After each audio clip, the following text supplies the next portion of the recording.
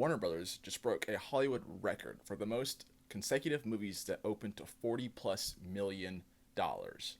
Now, they've had 6 consecutive movies open to this amount. No studio in the history has ever done that.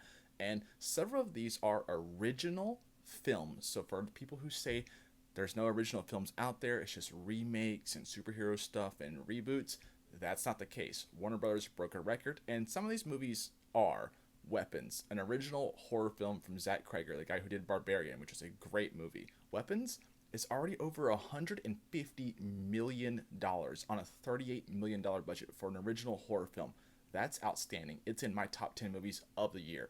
Let's now pivot to Sinners, the Ryan Coogler, Michael B. Jordan movie, which I thought was absolutely fantastic. Another Warner Brothers property that they distributed, absolutely killed it. Over $350 million at the box office. Critics and audiences loved Sinners. It's my top movie of the year so far. Original movie. Then there's F1. Now, it's an original movie. It's from Apple, but it was distributed by Warner Brothers. It is killing it. It's closing in on almost, I think it's like 550 plus, maybe it might hit 600. I don't know. F1 was exceptional, and critics and audiences loved F1. Again, Warner Brothers distributed that. Now, it's original, but you could say, oh, it's like based off of a very popular sport.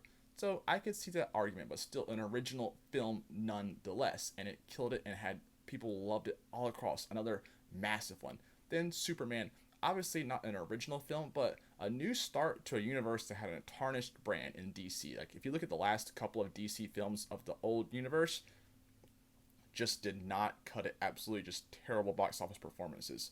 Superman, in its like sixth, seventh week now, is still making over $1 million a day and will pass $600 million imminently. And it's loved alike. And it's a great movie. It's one of my top 10 movies of the year so far. So then you also have Final Destination Bloodlines, a film that surprised me, and critics loved that. Surprisingly, audiences did too. But Final Destination Bloodlines, absolutely fantastic in terms of its box office for what it was made for. Killed it over $275 million.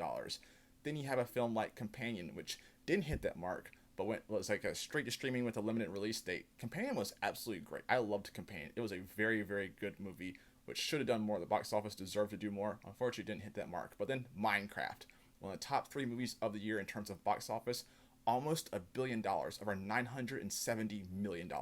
So Warner Brothers is absolutely killing it. They're just putting out original content with some superhero content and other stuff sprinkled in as well in terms of the franchises. So don't complain to me about there's no original stuff. Warner Brothers is proving that wrong, and they have absolutely been killing it.